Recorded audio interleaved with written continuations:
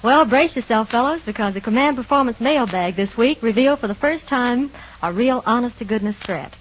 It seems that 4 cats somewhere in Germany, named Doggy Gray, Blue Nose Hennessy, Thunderhead Ford, and Stew, say that they possibly will never listen to another command again unless we answer their request for a certain song. Well, ever anxious to keep our Crosley right up to its usual mark, we're going to let them have it right now. Here once again are the Charioteers singing their version of the tune they asked for. It's Caledonia.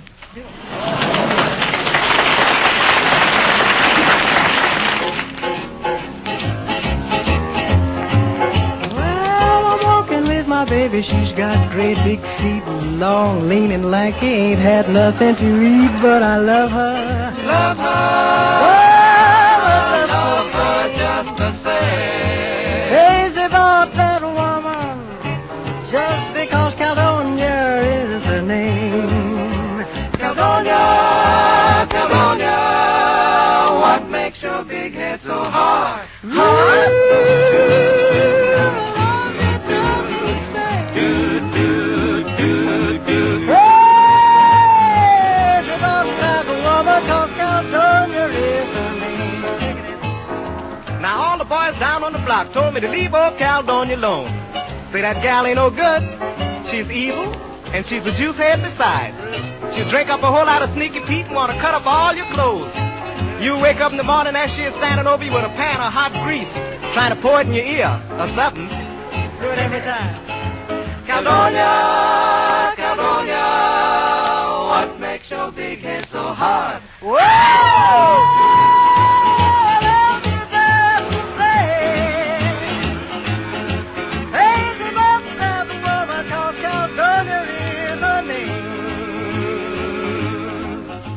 I love you, I love you,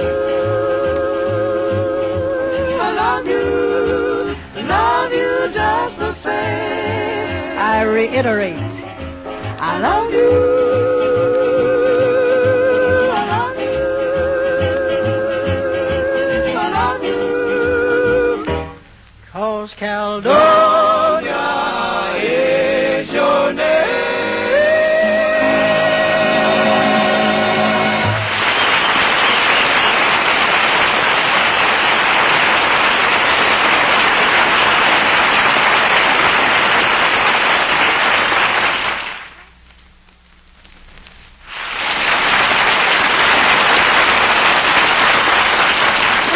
Charioteers, that was really swell. Our next guest on Command Performance is one I think that you'll recognize the instant you hear the first golden notes of his glorious voice. Anyway, let's see.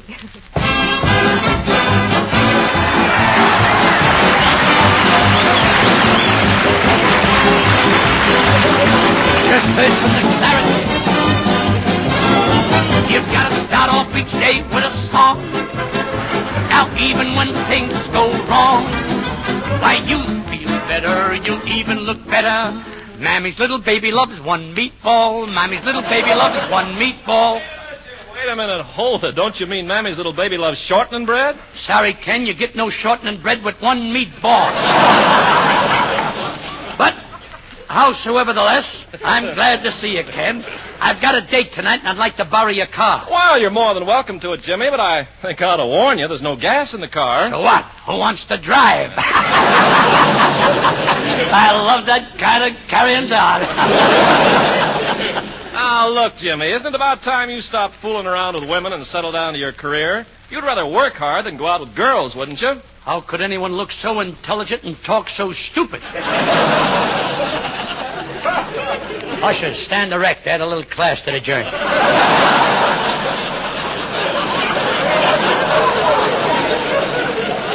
But going from the ridiculous to MGM, what a time I had at the premiere of my last picture.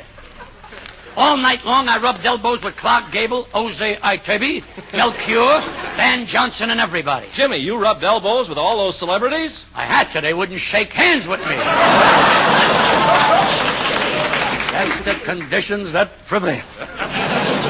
Jimmy, I'll never forget that dressing room you had while you were working on that picture. Every time I walked in, a loose board swung up and hit me in the face. I didn't mind getting hit in the face going in. It was the going out that bothered me. But, Ken, that's all water under the knee. Yeah. You know, this week the picture was shown to servicemen all over the world. How'd they like you? I hate to brag, but I was awarded the Army and Navy Oath for Oblivion. The phone, Jimmy. Hello? No, absolutely not. No. Not a chance. Unequivocally no and positively no. No, finally and definitely no. N-O, no. Who was it, Jimmy? Hedy Lamar. But that is neither Tom, Dick, nor Harry James. What an experience I just had redecorating my apartment, Ken. That I can imagine. After all, Jimmy, you know absolutely nothing about interior decorating. That's a slur. Beneath this inferior exterior lies a superior interior decorator. But let me tell you something, Ken. Let me tell you what happened in my apartment. You know, the apartments in my building are all furnished the same. So after getting a few ideas from a copy of Field and Stream, I decided to completely rearrange my furniture. In my living room, I have a Morris chair with an antimacassar that I got from my Aunt Matilda, a bird's eye maple desk, a drunken fife hat rack, an overstuffed untable, an understuffed sofa, a tall chest of drawers. Hi, boy. Hi, Ken, and a lovely love seat that I love to make love on. Just thinking about all that moving makes me so fatigued, I gotta relax, so I sits down in my chair with the petty point seat. But I jumps right up again. One of those petties was pointier than I thought.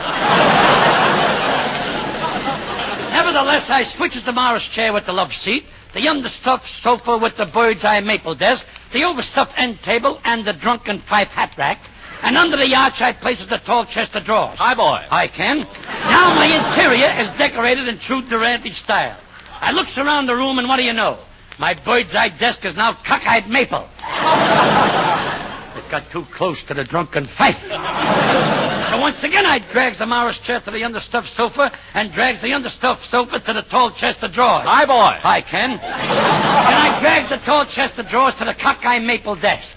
Drags the cockeye maple desk to the understuffed sofa and drags the overstuffed untable to the drunken fife hat rack. By this time, my furniture isn't the only thing that's dragging.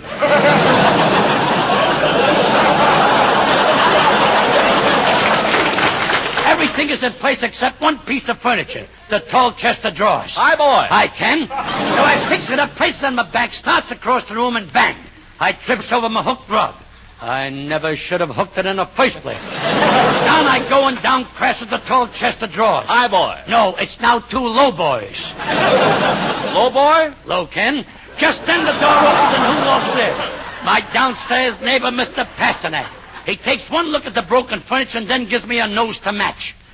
Burning up, I says, "How dare you strike me in my apartment?" He says, "Your apartment? This is mine. You live in the apartment upstairs." Now you know that you can't go on.